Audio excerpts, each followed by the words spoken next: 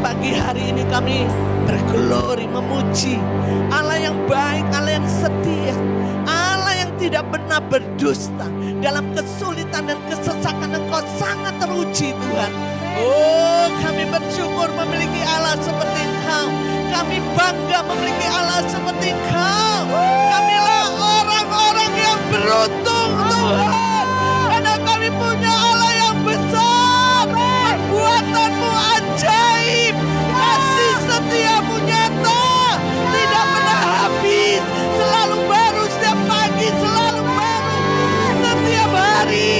Pertolongan-Mu selalu tepat waktu. Kami memuji kebesaran-Mu Tuhan. Engkau tidak pernah meninggalkan kami, sekalipun kami berjalan di lembah kegelapan. Gadamu dan tongkat-Mu selalu menyertai kami. Tidak ada alasan untuk kami khawatir Tuhan.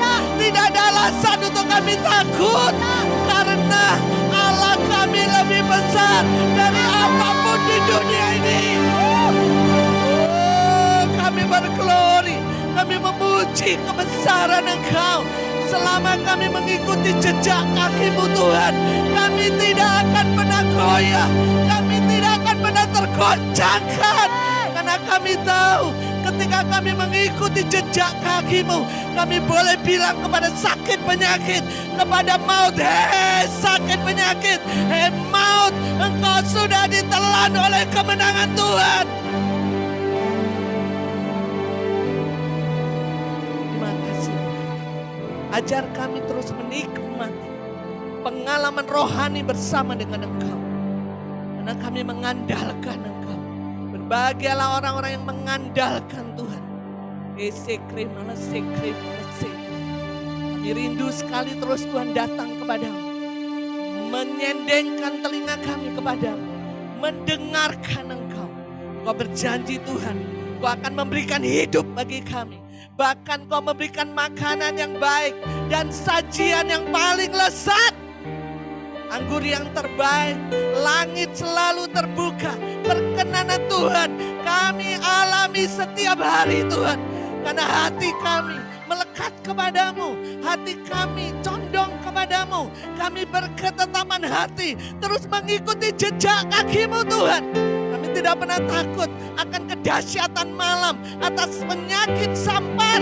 Karena kami duduk di dalam lindungan Allah yang maha tinggi. Terima kasih Tuhan. Engkau Allah yang sanggup, yang layak kami percaya. Gunung batu kubu pertahanan kami, menara yang kuat, harta kami yang sesungguhnya adalah Engkau. Itulah alasan kami hidup Tuhan. Karena hidup kami bukan milik kami lagi, tapi hidup kami milik Tuhan. Terima kasih Tuhan, pagi hari ini Engkau mengumpulkan kami. Sekalipun kami melihat ada teman-teman yang banyak online karena tidak enak badan, karena banyak hal yang mereka tidak bisa datang onsite. Tapi kami sekarang bersepakat bersama-sama gereja Tuhan yang onsite menghancurkan setiap sakit, penyakit, demam flu, virus Omikron di dalam nama Yesus.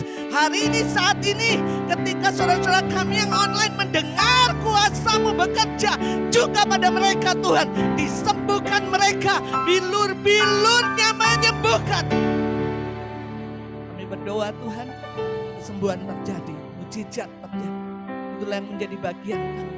Kami mengambil posisi kami, mengambil otoritas kami, otoritas Tuhan yang Kau berikan pada gereja. Bahkan kunci kerajaan surga sudah Kau berikan bagi kami. Kami sudah tidak lagi berdiri mengetok, tapi dengan kunci itu kami memberkat, kami mengambil berkat kesembuhan terjadi bagi setiap saudara-saudara kami yang saat ini sedang sakit di dalam nama Yesus. Kami berdoa Tuhan supaya sungguh setiap firman yang dibagikan hari ini betul-betul mengubahkan paradigma, pola pikir yang salah, dasar keyakinan yang salah.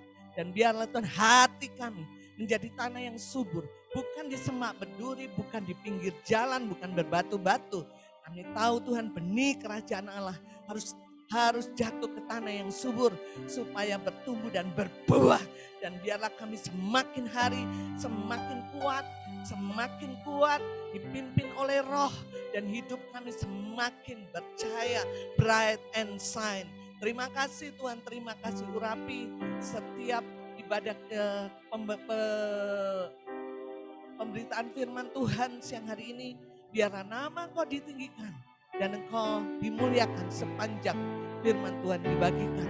Di dalam nama Yesus kami mau serahkan pemberitaan firman siang hari ini. Kita katakan sama-sama, amin. Shalom, hari ini sekalipun kita yang datang on-site agak berkurang banyak karena teman-teman pada banyak yang istirahat, tapi kita merasakan hadirat Tuhan yang luar biasa, amin.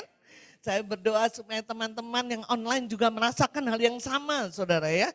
Karena sekali lagi Tuhan tidak dibatasi oleh jarak dan waktu. Hadirat Tuhan, kuasa Tuhan yang bekerja di tempat ini dari awal pujian penyembahan itu bisa dirasakan juga oleh teman-teman kita yang online. Amin. Baik, Bapak Ibu Saudara, bulan ini kita akan belajar tentang membangun rumah doa supaya kita memiliki hati untuk bangsa-bangsa. Tapi minggu ini kita belajar tentang membangun keintiman dengan Tuhan. Saudara, Bapak Ibu yang kekasih, saya datang kepada Tuhan, kayaknya topik ini sudah terlalu sering dibagikan, betul? Waktu Pondok Daud, membangun Pondok Daud hampir, betul nggak saudara? Tiap minggu kita belajar tentang bagaimana intim dengan Tuhan. Tapi penatua saya percaya pasti ada sesuatu maksud, betul nggak? Kalau hari ini kita dengar topik itu lagi. Saya berdoa supaya hati saudara menjadi tanah yang subur ya. Bukan tanah yang berbatu-batu yang berpikir, kok itu lagi sih? Kok itu lagi yang dibagikan? Kan sudah sering dibagikan. Saudara tidak boleh seperti itu, amin. Tapi biarlah firman Tuhan yang disampaikan, kita siapkan hati kita menjadi tanah yang subur. Sekali lagi saudaraku, kenapa orang tidak tumbuh, kenapa orang tidak berbuah, kenapa orang makin ikut Tuhan tidak mengalami kemajuan, tidak mengalami progres. Bukan salahkan pemimpinnya ya, bukan salah pembimbingnya ya, tapi bisa jadi tanah saudara, hati saudara bukan menjadi tanah yang subur. Tanahnya berbatu-batu ya. Hati yang keras, tanahnya di pinggir jalan. Hati semak berduri yang masih cinta mamon, saudara ya. Jadi saudaraku mau benih kerajaan sebagus apapun, ya. Tadi Pak Gultom menyampaikan luar biasa ya, mujizat terjadi. Saya bilang sama Pak Gultom, mau benihnya bagus, kalau tanahnya enggak subur, hidup enggak tumbuhan itu Pak Gultom? Enggak, betul enggak saudara? Jadi masalahnya bukan benih kerajaan Allah, bukan firman-Nya, tapi tanahnya, saudara. Maka itu saya berharap supaya sungguh kita mempersiapkan hati kita menjadi tanah yang subur, amin. Sehingga ketika benih kerajaan Allah, firman Tuhan ditabur, saudara mengalami perubahan, dan mulai berakar, bertumbuh dan berbuah, amin. Ya, baik saudaraku. Pada waktu saya dengar, saya harus sampaikan firman ini, saya datang sama Tuhan, Tuhan, apalagi yang saya sampaikan. Saya sudah mati gaya Tuhan. Saya sudah nggak tahu lagi apa yang harus saya sampaikan, betul nggak saudara? Tiap minggu saya sudah sampaikan dengan begitu energik, begitu saya intim dengan Tuhan, betul nggak saudara? Apalagi? Tapi saya percaya Tuhan tidak pernah mati gaya saudara ya. Diberikan pewahyuan-pewahyuan kepada saya. Baik, kita buka dulu ya, Keluaran ya. Keluaran 25 ayat.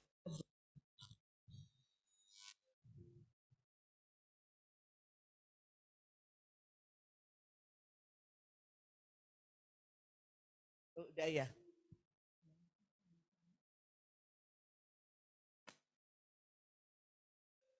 Kita baca sama-sama ya, Keluaran 25 ayat yang ke-8. 1, 2, 3. Dan mereka harus membuat tempat kudus bagiku supaya aku akan diam di tengah-tengah mereka. Saudara, kita bersyukur punya Tuhan yang tidak hanya mau duduk di tahta, saudara. Tapi dia dari dulu perjanjian lama, dia ingin ingin sekali dekat dengan umatnya. Betul? Ya, dikatakan dan mereka harus membuat, bangsa Israel ya, harus membuat Musa, harus membuat tempat kudus bagiku. Ya, kenapa tempat kudus? Karena dia kudus, saudaraku ya. Jadi kalau dia mau berdiam, tempatnya harus kudus, betul enggak? Jadi dan mereka harus membuat tempat kudus bagiku supaya aku akan diam di tengah-tengah mereka. Saudaraku, ini sesuatu yang luar biasa, bagaimana Allah tidak mau hanya duduk di tahta, tapi Tuhan ingin bersama-sama dengan kita. Dia dekat dengan kita, dia terlebih rindu intim dengan kita. Amin. Ya, inisiatif pertama adalah Tuhan ingin intim dengan kita. Tuhan ingin dekat dengan kita. Amin. Maka itu dia perintahkan, bikin tempat kediaman buat aku. Supaya aku diam di tengah-tengah.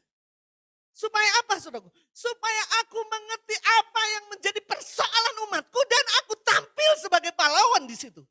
Betul enggak, saudara? Saudara yang kekasih. Kalau kita lihat zaman ini, saudara, itu beda dengan zaman dulu. Sebelum saudara punya teknologi canggih, medsos dan segala macam, ya, belum ada apa namanya, kita bisa Zoom, kita bisa video call gitu ya, saudara. Arti pertemuan dan komunikasi itu menjadi sangat penting, betul nggak? Ya, saudara, kalau saya mau ketemu sahabat saya, kan nggak ada medsos, saudaraku, betul nggak? Ketika saya mau janjian, ya Ruli atau siapa lah ya, Nenden atau siapa, nggak ada kan yang namanya Nenden. Aku mau ketemu kamu nih, ya. Oh ya, jam berapa? Ya, kita pakai telepon umum kan itu. Jam segini, saudara, kita di mana? Di pasar, di situ kan ada warung rawon. Ya udah kita di situ saja. Saudara, kita datang ke situ. Kita berbincang-bincang, betul nggak saudara? 3 jam nggak kerasa, betul nggak? Saudara, sebelum kita punya medsos, sebelum kita ada teknologi canggih, itu pertemuan dan komunikasi itu menjadi sangat penting, betul nggak saudara? Ngerti nggak saudara? Kita nggak mikir tuh, kita terus tatap muka ya, berbinar-binar. Kita lihat, kenapa kamu sedih? Betul nggak? Kenapa? Dari raut mukamu. Saudara, kita betul-betul merasakan arti komunikasi, arti pertemanan. Betul nggak saudara? Kita bisa dengan wah ngomong dari A sampai Z. Oh gini, gitu, gini. Betul nggak saudara? Tapi hari ini, saudara bisa kumpul rame-rame atau kumpul 4 mata. Tapi akhirnya komunikasi dan pertemuan itu tidak menjadi penting. Karena saudara, walaupun tatap muka suami istri. Apa? Kamu kok makan kok cemot gini. Apa? Betul nggak saudara? Ngerti nggak saudara? Pertemuan dan komunikasi menjadi tidak penting. Walaupun kita berdua saudara. Tapi ada alat yang mendistrak kita. Yang mengalihkan sehingga kita tidak fokus kepada pertemuan dan kepada komunikasi. Ini. Saudara, orang, saya nggak mau loh ya. Tuhan kasih pewahyuan. Saya nggak mau loh ya. Keadaan zaman ini membuat pola pikirmu sehingga mempengaruhi caramu berinteraksi dengan Tuhan. Ngerti nggak? Dipikirnya saudaraku, Tuhan itu jauh. Ya. Ya, Tuhan itu ada di dunia lain seperti kita Zoom. Ngerti nggak? Padahal saudara, Tuhan itu sangat menghargai pertemuan. Kita lihat satu ayat. Di Bilangan 17 ayat yang keempat. Bilangan 17 ayat yang keempat.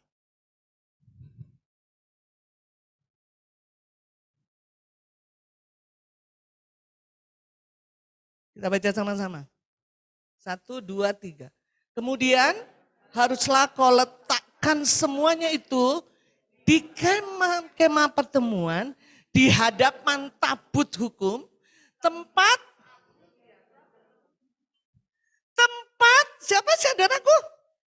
Aku biasa bertemu dengan kamu. Jadi saudaraku, pertemuan itu bagi Tuhan sangat penting. Betul nggak saudara? Kalau enggak mungkin ditulis di firman Tuhan ini kata-kata statement ini saudara. Betul? Dikatakan kemudian haruslah kau letakkan semuanya itu di dalam kemah pertemuan di hadapan tabut hukum, tempat aku biasa bertemu dengan kamu. Tapi dengan keadaan akhir zaman ini saudaraku, apa yang terjadi bahwa kita berpikir itu sudah merusak pola pikir kita, mempengaruhi cara kita berinteraksi dengan Tuhan, sehingga kita merasa kalau kita berdoa, kalau kita berkomunikasi dengan Tuhan, kita merasa bahwa Tuhan ada di dunia lain. Seperti kita Zoom. Nah ini yang harus dihancurkan. Kenapa? Karena Tuhan gak mau Zoom dengan saudara. Tuhan mau dia tatap muka dengan saudara. Amin. Pak Edi barusan dari agama sebelah ya. Jangan sampai kita punya pola pikir, kalau kita berdoa itu, Tuhan itu jauh gitu di surga. Kita di sini, terus kemudian kita panggil Tuhan, anakku saya datang. Jadi kalau nggak dipanggil saudara, kalau nggak berdoa, ya Tuhan nggak akan datang. Saudara, banyak anak Tuhan, cara berinteraksi dengan Tuhan masih punya pola pikir yang seperti itu. Betul? Apalagi keadaan akhir zaman. Yang berpikir bahwa, Tuhan itu seperti di dunia lain. Ya, kalau Zoom kan gitu. Ya, saya Zoom dengan tari di jauh di sana tapi terasa dekat di hati. Terasa. Ya. Tuhan nggak mau seperti itu saudara. Tuhan ingin kita tatap muka. Amin.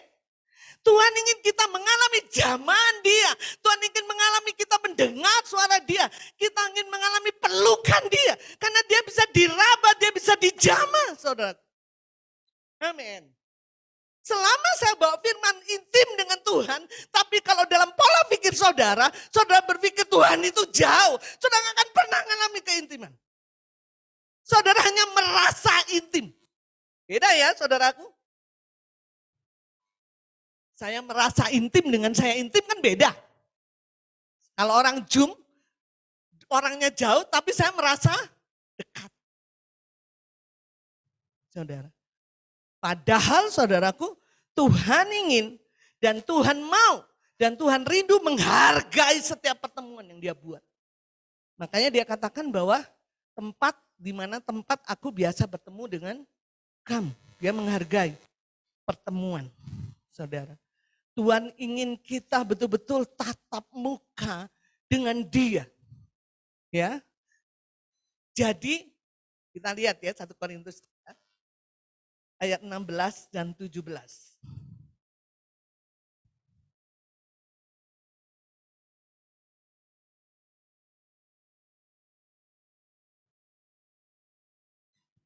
Satu Korintus 3 ayat 16 dan 17.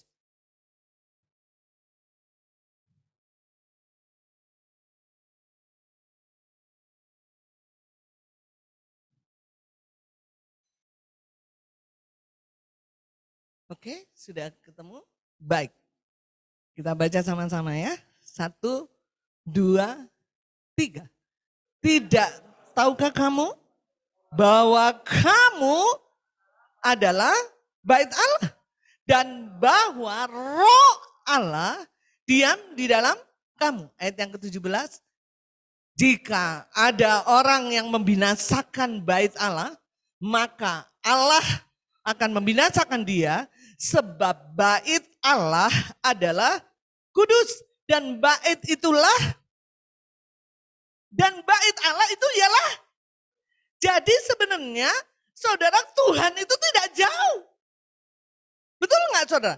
Karena bait Allah, apa sih itu bait Allah?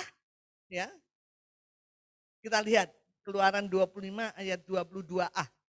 Kita banyak buka ayat hari ini ya. Keluaran 25 ayat 22a. Baca sama-sama. Saya akan bacakanlah buat saudara ya. Dan di sanalah aku akan bertemu dengan engkau dari atas tutup pendamaian, ini di bait Allah saudaraku, dari antara kedua kerub yang di atas tabut hukum itu. Aku akan berbicara dengan engkau yang ini B ya, nggak apa-apa. Tentang segala sesuatu yang akan aku perintahkan kepadamu untuk disampaikan kepada orang Israel. Biarin aja firman ini. Jadi sebenarnya saudaraku, bait Allah menurut Keluaran 25 dikatakan, di sanalah aku akan bertemu dengan engkau. Jadi bait Allah itu tempat pertemuan antara Tuhan dan kita. Ngerti nggak saudara? Ya? Nah kalau kita bait Allah saudaraku, Tuhan jauh nggak? Makanya saudaraku, saya rindu menghancurkan setiap pola pikir kalau engkau datang berdoa seolah-olah Tuhan jauh. Tuhan mesti dipanggil, mesti muji, mesti nyembah Tuhan. Oh iya, kita muji menyembah dia karena dia besar. Tapi bukan karena supaya dia turun dari surga, datang ke tempat pertemuan, bukan engkau lah tempat pertemuan. Amin. Jadi dia sangat dekat dengan engkau. Karena bait Allah adalah tempat pertemuan antara Tuhan dan kita. Dan dikatakan di 1 Korintus, bait Allah itu adalah kamu. Yes? Jadi saudaraku, saya percaya bahwa hari demi hari dia bersama dengan kita. Kalau kita bilang bahwa Tuhan, aku mau berdoa, jangan bayangkan bahwa Tuhan itu jauh, bahkan bayangkan bahwa dia ada di dunia lain, tapi dia ada di depan kita. Amin. Kita bukan seperti Baal yang harus memanggil-manggil Allahnya untuk bisa bertemu dengan Allahnya. Betul? Tapi justru kita, saudara dan saya, ini tempat pertemuan Allah. Amin. Jadi dia dengan kita very close. Kalau bahasa Yunaninya begitu, saudara. Sangat dekat. Amin. Karena saya masih sering banyak lihat anak-anak Tuhan, pola pikirnya masih dipengaruhi zaman ini, sehingga sama Tuhan seperti ngejum. Dia pikir Tuhan ada di dunia lain. Mesti dipanggil dia. Padahal justru saudaraku, engkaulah tempat pertemuan Allah dengan engkau. Engkaulah bait Allah. Amin. Jadi saudaraku, kalau saya datang, Tuhan, kau harus imajinasikan bahwa engkau berhadapan dengan dia. Amin. Bukan kau serasa intim, tapi engkau intim saudara. Amin. Makanya Mbak Mintan kemarin bagi berkat. Saya kadang-kadang kalau berdoa, seperti Tuhan peluk saya. Saya menangis. Ketika saya sedih, dia ada di samping saya. Itu yang benar. Amin. Kenapa dia harus diam di tengah-tengah kamu? Supaya dia mengerti apapun pergumulan hidup.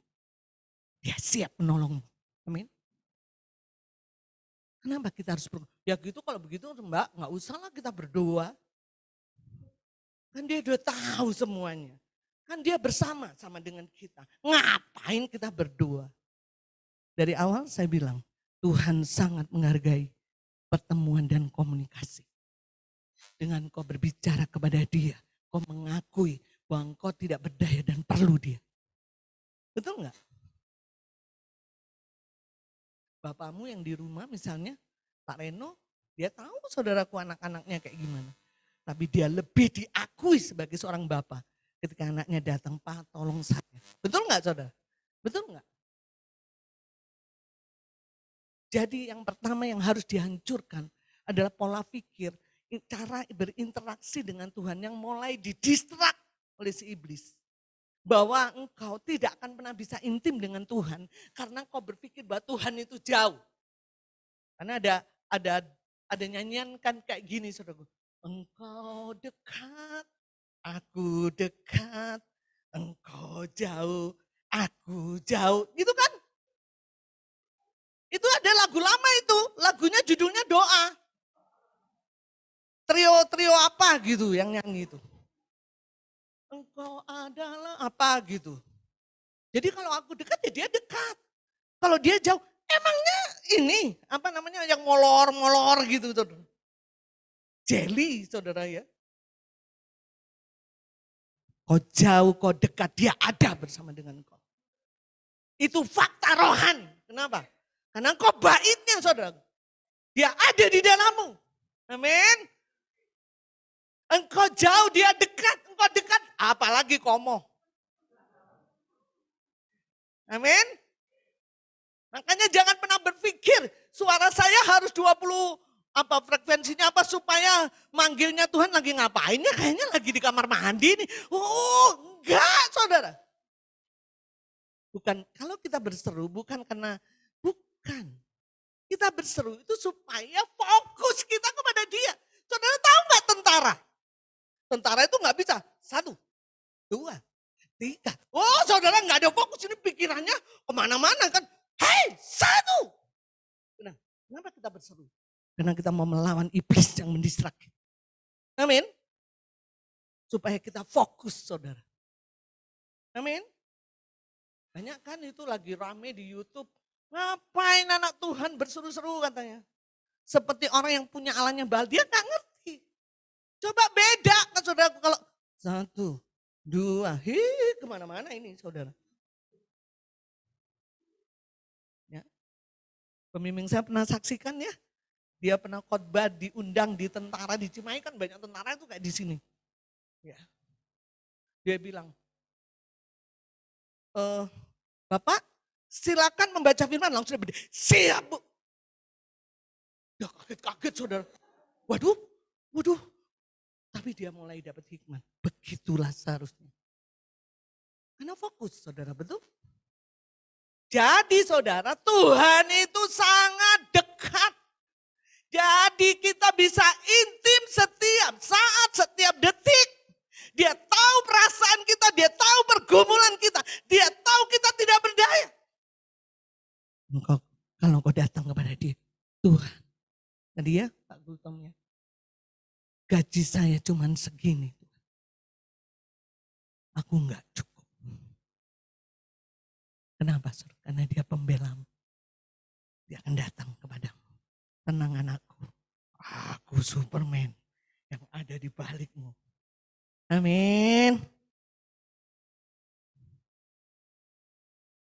Tuhan senang bertemu dengan saudara.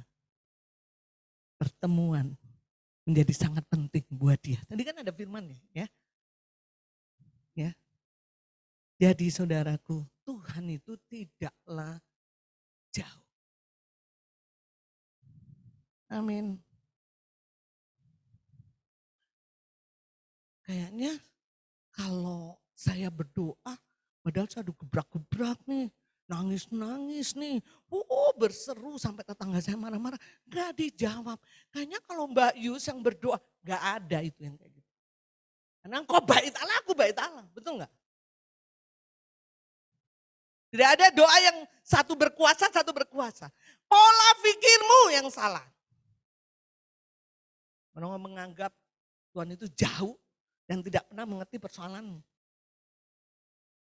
Tapi kalau kau mengerti bahwa Tuhan ada di dalam hidupmu, karena engkau baitnya, tempat pertemuan dia dengan engkau, kau akan senang karena Tuhan mengerti apa yang menjadi pergumulanmu. Amin. Ketika engkau berkata, Tuhan, kau tidak lagi online dengan dia. Dia ada di tatap muka di sini. Kau bisa raba, kau bisa jamah, kau bisa menangis. Betul nggak saudara? Saudara bisa merasakan realita hadiratnya. Amin. Bukan hanya pada waktu hari Minggu, aduh merinding saya. Kalau hari Minggu teh, aduh ngenapisannya. Waduh hadiratnya, aduh merinding saya. Setiap saat kau harus mengalami realitanya. Amin. Karena dia bersama-sama dengan engkau tuh. Dia bisa peluk engkau. Dia bisa, saya bilang, saya tuh dulu tuh gak pernah berpikir saya bisa hidup sendiri. Karena dari dulu tuh sama anak PA, sama ini, sama itu, rame-rame. Semenjak Sandra 2 tahun yang lalu, aduh, meninggalkan saya. Saya sendiri. Saya merasakan realita dia, saudara. Bukan berarti dulu enggak, saudaraku ya. Saya merasa bahwa dia pagi-pagi, good morning Tuhan, selamat pagi. Habis makan saya bilang, Tuhan makasih hari ini kenyang banget, saya puas banget Tuhan. Thank ya Tuhan, kau sudah berkati saya. Saudara mungkin seperti orang gila ya. Tapi saya tahu dia ada bersama dia. Itu yang Tuhan mau, saudara. Intim itu bukan hanya bicara engkau berdoa, bukan. Tapi hari demi hari kau sadar bahwa engkau ini bait Allah. Amin. Kau sadar engkau adalah tempat di mana tempat ini yang berkenan di hadapan Tuhan untuk bertemu dengan engkau. Seperti biasa kita lakukan kata Tuhan. Jadi saudaraku, engkau bisa anytime, sembarang waktu bisa mengalami realita dia. Amin. Jangan pernah berpikir kok online. Dia ingin kita tatap muka. Dia bisa jamah kita, kita bisa jamah dia. Tiba-tiba kita menangis, betul nggak? Saya ingin saudara mengalami seperti itu. Amin. Sehingga orang yang pertama, yang kau mintain tolonglah, kau yang berkeluh kesah, yang macam-macam adalah dia. Bukan berarti kau nggak boleh cerita sama saya ya. Tapi saya tidak seakurat Tuhanmu yang mengerti. Betul? Amin. Tuhan ingin engkau betul-betul mengerti perkara ini. Yang kedua saudara, kita lihat di sini ya. Dan di sanalah aku akan bertemu dengan engkau. Jadi bait Allah adalah tempat pertemuan Tuhan dengan kita. Dan bait Allah itu adalah kita. Ya, kita nggak perlu lagi bikin seperti Musa. Kemah pertemuan, enggak. Karena saudara dan saya ini baitnya. Men. Selanjutnya, dari antara kedua kerup yang di atas, aku akan berbicara dengan engkau tentang segala sesuatu yang akan kuperintahkan kepadamu untuk disampaikan kepada orang Israel. Apa fungsi bait Allah? Yang pertama adalah tempat pertemuan. Amin. Yang kedua, bait Allah itu adalah tempat di mana Tuhan bisa bicara. Amin. Ya, dia berbicara. Aku akan berbicara dengan engkau tentang apa, saudara? Tentang segala sesuatu. Weh, dahsyat. Amin. Ya. Jadi saudaraku, kalau engkau rindu Tuhan berbicara, nggak usah pergi kemana-mana, saudara. Di dalam hidupmu Tuhan bisa berbicara. Karena kau baitnya. Amin. Jadi tempat pertemuan, ngapain Tuhan ketemu dengan kita? Dia mau ngomong. Amin. Karena kita itu seyogianya, kalau bukan karena firmannya, bukan karena arahannya, nggak bisa hidup. Betul nggak saudara? Kita itu nggak punya kekuatan untuk menyelesaikan hidup. Makanya firman, omongan, bicaranya Tuhan itu sangat penting. Makanya Tuhan bilang, aku mau diam di tengah-tengah mereka. Karena anakku kalau namanya domba, itu nggak pernah bisa jalan sendiri gitu loh ya. Dia perlu gembala dan dialah gembala. Jadi saudaraku, saya percaya kau bisa dengar suara Tuhan. Amin. Baitnya Tuhan bicara sama engkau. Amin. Ya. Jadi dikatakan seperti itu. Dan yang terakhir saudaraku dikatakan tadi bahwa kita adalah tempat kediaman Allah. Tadi di Keluaran dikatakan aku akan ketemu engkau di tempat yang aku tentukan. Betul nggak? Coba lihat dari Keluaran 25 ayat yang ke-8 ya. Balik lagi ya. Benar? Keluaran 25 ayat yang ke-8.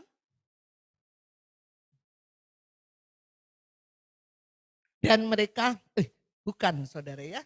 Bukan Keluaran 25 ayat yang ke-8.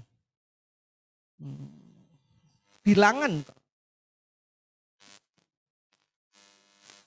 Bilangan, saya nggak ada catatan ini, ada. Bilangan 17 ayat yang ke-4.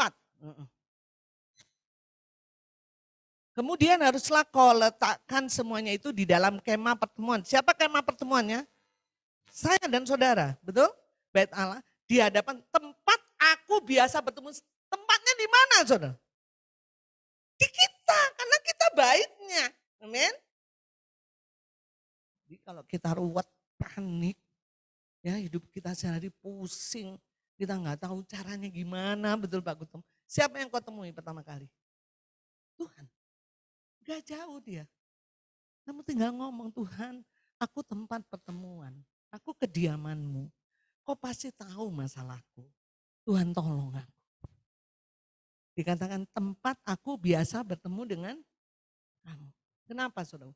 Karena Tuhan menghargai pertemuan. Ada banyak anak Tuhan tahu hidupnya bait Allah, tapi dia cuekin Tuhan. Dia tahu bahwa hidupnya tempat kediaman Allah, tapi dia cuekin Tuhan. Dia lebih senang cari pertolongan di luar Tuhan. Di dukun lah, di manusia lah. Betul nggak saudara?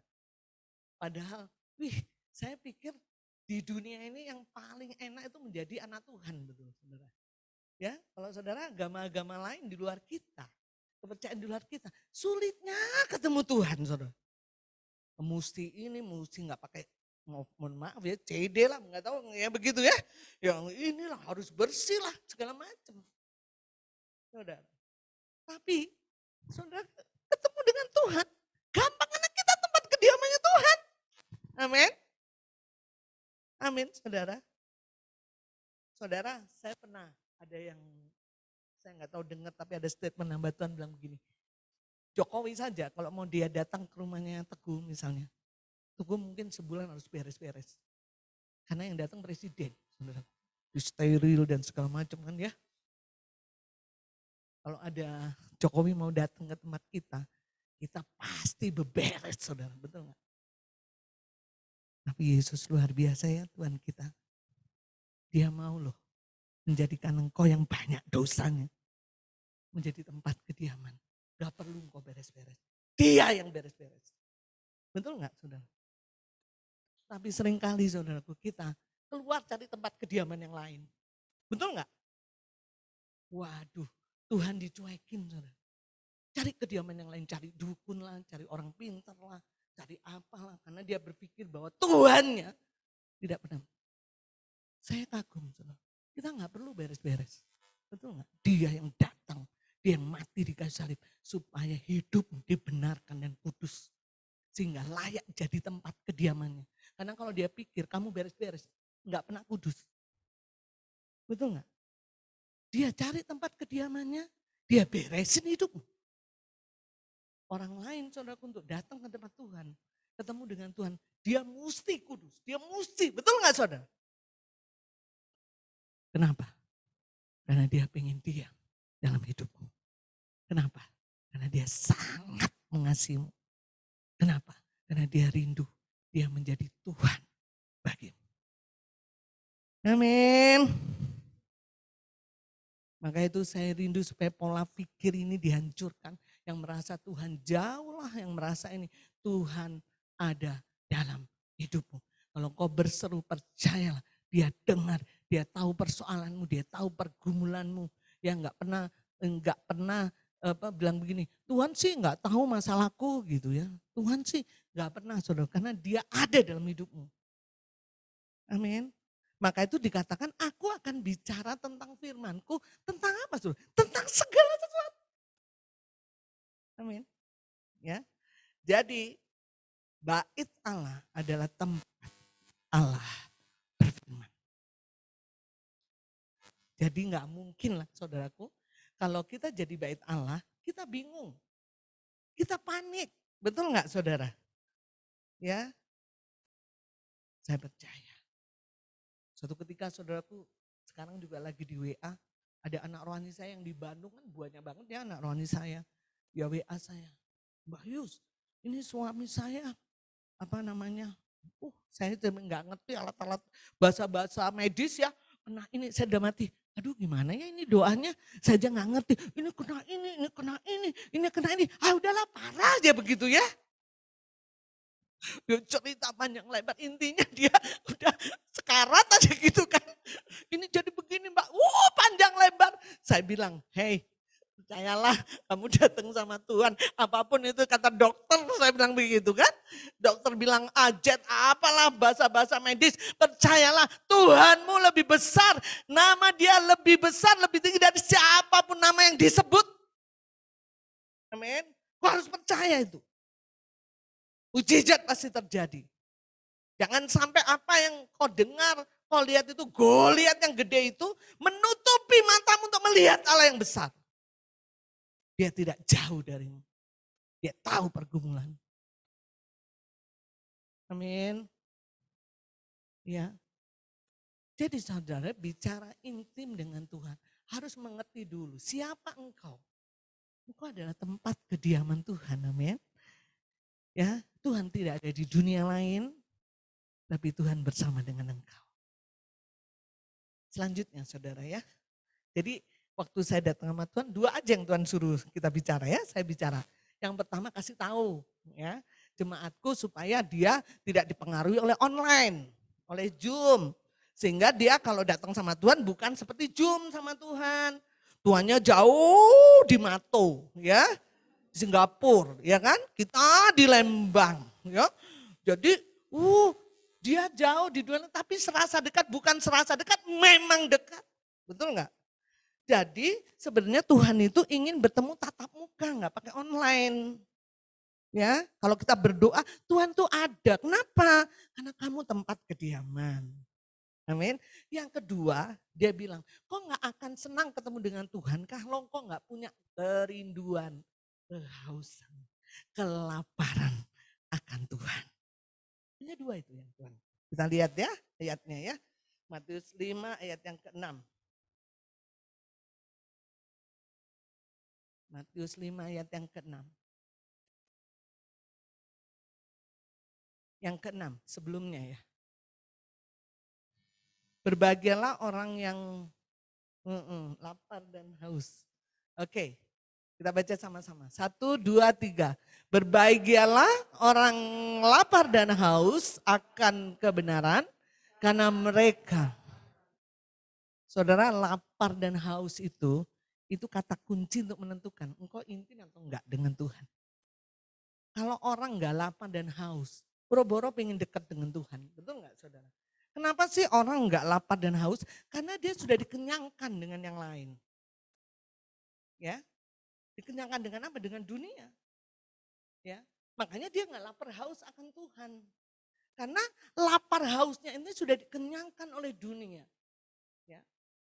Dunia ini sudah mengenyangkan.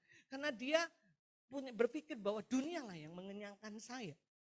Saudara, kalau kita tidak lapar haus, kita tidak merasa kita butuh Tuhan. Saudara, lapar haus itu apa? Seperti rusa katanya ya. Kita ini seperti rusa katanya. Rusa itu saudaraku, itu tuh nggak bisa hidup kalau nggak ada air. Jadi air itu begitu pentingnya buat rusa. Jadi saya pernah lah, saudara saya punya Indovision kan saudara ya. Jadi saya pernah lihat dunia binatang itu ya, selalu ada itu di dunia binatang. Nggak usah langganan Indovision lah, saya ceritain aja ya. Nah jadi saudaraku ada air cuman sedikit saudara. Ya. Rusa kan cari itu, udah musimnya sudah mulai kering. Cari, rame dia. Saudara saking dia haus karena dia tidak bisa hidup tanpa air. Sampai dia gak ngerti bahwa harimau mengincar dia gitu ya. Jadi dia pikir gini, udahlah gue mati gak apa-apa yang penting aku ketemu air. Ngerti ya? Ngerti ya? Itu yang namanya apa saudara? Lapar dan haus. Makanya kita diumpamakan seperti rusa. Seperti rusa rindu akan air. Demikianlah hatiku rindu akan engkau. Jiwaku haus akan engkau. Kenapa? Karena rusa itu kalau nggak ada air dia nggak hidup. Amin.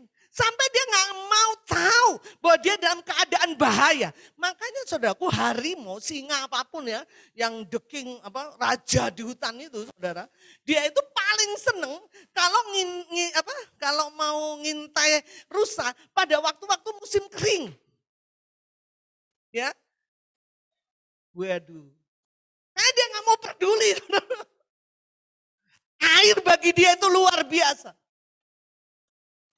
Saudara, Tuhan ingin kerinduan, kehausan, kelaparanmu menentukan kau intim gak dengan Tuhan. Betul? Kalau kau mulai gak rindu haus, itu tanda engkau dalam keadaan bahaya. Betul gak saudara? Karena engkau sedang dikenyangkan oleh dunia. Betul gak saudara?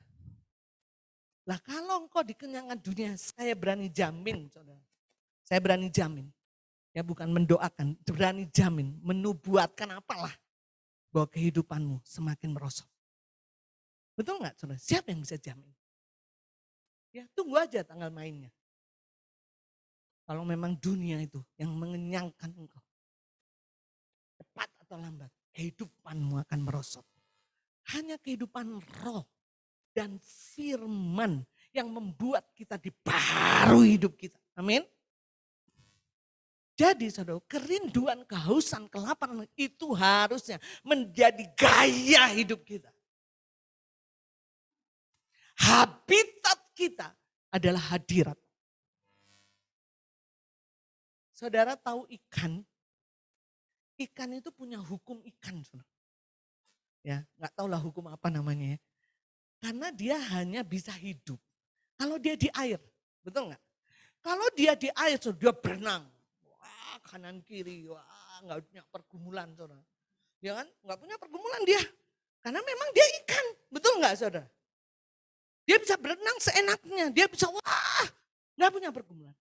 Tapi begitu dia memutuskan untuk hidup di darat, bukan habitatnya, dia pasti apa? Megap-megap, menggelepar-gelepar, mati. Kenapa? Karena ada hukum ikan. Dia harus hidup di air, betul nggak saudara? Makanya saya nggak jamin saudara kalau engkau cari kerinduan kehausan dikenyangkan oleh dunia. Kau nggak akan mati, kau pasti mati. Kenapa? Karena kita ini ditetapkan untuk hidup di dalam roh. Betul nggak? Ya. Pembimbing saya, masih ada ya. Pembimbing saya sedang menggebu-gebu ya. Ceritakan kepada saya, Yus, kita tuh nggak boleh hidup dalam hukum dosa, hukum maut. Tapi kita harus hidup dalam hukum roh, hukum anugerah. Kamu lihat kan kalau di bumi ini ya itu kita kalau jatuhin kertas gitu pasti jatuh. Kenapa? Karena dia ada hukum gravitasi bumi. Jadi Paulus kan juga bilang begitu. Saya pengen yang baik tapi yang keluar yang jahat. Karena ini hukum dunia, hukum dosa yang memerintah. Bagaimana caranya? Kok harus keluar dari hukum bumi? Hukum yang ada gravitasi bumi. Hukum apa namanya? Kalau kamu pergi ke angkasa naik pesawat, kok nggak akan jatuh. Kenapa? Karena itu yang berlaku atas hukum itu bukan hukum gravitasi bumi. Hukum aerodinamika. Saya nggak ngerti ya, saya bukan orang fisika. Tapi katanya kalau gas padat dikelilingi dia nggak akan jatuh gitu kan. Nah sebenarnya jadi anak Tuhan itu pilihan keputusan. Kalau kamu terus memilih untuk hidup dengan hukum dunia, hukum dosa, ya sudahlah kamu terus saja pengen melakukan yang baik, yang jahat keluar. Bagaimana cara? Pindah. Sama seperti ikan. Kalau nggak mau mati, ya jangan keluar dari air. Coba-coba pasti mati, betul nggak? Simpel kok jadi anak Tuhan, betul nggak saudara? Nah kalau pengen tetap kekuatan, wah luar biasa tanpa pergumulan, ya ikan kan nggak punya pergumulan saudara. Kalau kau nggak pengen ada pergumulan, ya kamu hidup di dalam roh. Memikirkan hal dari roh, jangan sekali-sekali kamu hidup di dunia. Maksudnya dengan hukum dunia, dengan hukum dosa, mati pasti kamu. Makanya kalau ada anak Tuhan mulai menggelepar, salah alamat. Betul nggak saudara?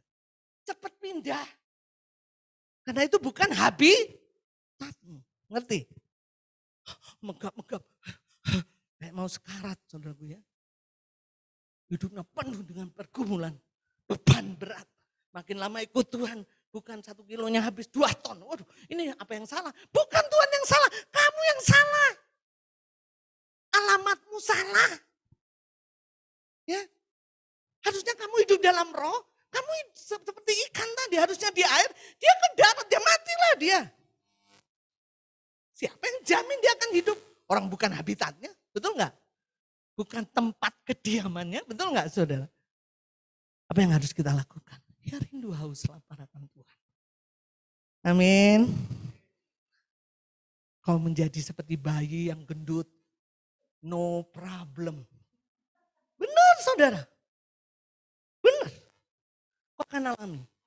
Kau akan mengalami anggur yang terbaik, langit yang terbuka. Loh itu hukumnya kok. Namanya hukum kan begitu. Kau akan hidup selalu dalam anugerah. Selalu ada berkat, selalu ada anugerah tepat pertolongannya. Mujizat terjadi, peduli amat. Betul nggak saudara? Kenapa? Karena kok nggak salah alamat. Nah kalau sekarang mengelepar-gelepar.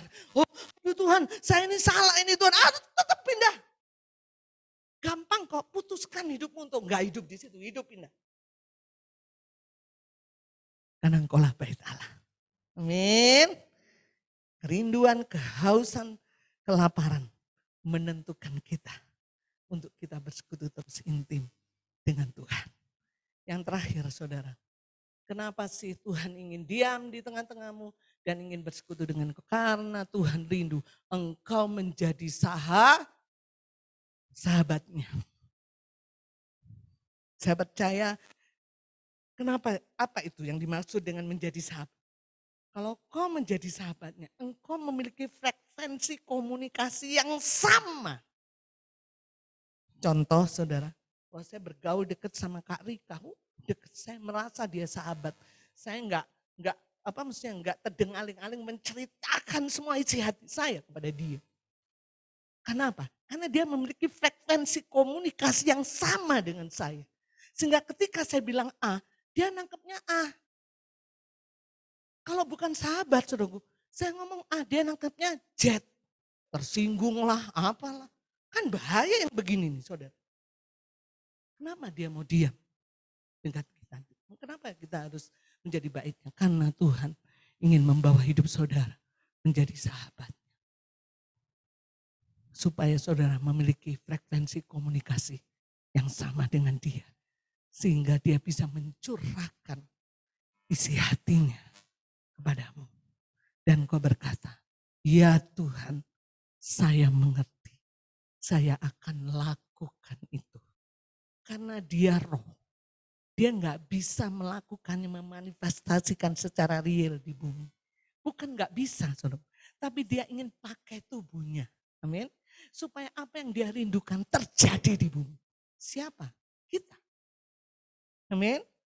Bagaimana mungkin kita bisa merealisasikan isi hati Tuhan ke bumi kalau kita nggak punya frekuensi komunikasi yang sama dengan Tuhan. Mislak nanti saudara. Sama seperti Yunus disuruh kemana? Niniwe. Benar ya? Dia pindah ke Tarsus. Emangnya Niniwe ngeri kayak gitu. Nanti ke Tarsus Tuhan. Daripada saya makan itu mendingan KFC. Itu enggak, banyak Tuhan enggak mengerti isi hati Tuhan. Kenapa? Karena frekuensinya enggak sama. Yang satu dangdut, yang satu apa gitu. Enggak sama. Bagaimana supaya sama? Tuhan diam dekat engkau. Dia terus berbicara supaya kenal, supaya engkau semakin bertumbuh dalam tingkat komunikasi dengan Tuhan. Amin. Sehingga ketika Tuhan ngomong, anakku, aku ingin bangsa-bangsa. Yes Tuhan, aku mengerti. Dengan penyertaan dan otoritas Tuhan, kita merealisasikan bumi. Amin. Maka kemuliaan Tuhan nyata. Bangsa-bangsa datang kepada. Makanya dia mau diam bersama dengan engkau. Yang kita lakukan haus, lapar, intim dengan Tuhan. Kalau kau mulai sekarat, menggelepar-gelepar hari ini. Hei bro, salah alamat bro, pindah. Ya, datang lagi kepada Tuhan. Dia tidak jauh. Dia ada dalam hidupmu. Habitatmu adalah hadiratnya. Engkau tempat kediamannya. Jadi jangan main-main dengan dunia. Itu bukan habitatmu. Amin. Kau akan mengalami kemerosotan dan kematian. Seperti ikan yang menggelepar, megap-megap, mati dia. Tapi engkau tempat kediaman Tuhan. Dan kau intim dengan Tuhan. Baik, kita bangkit berdiri.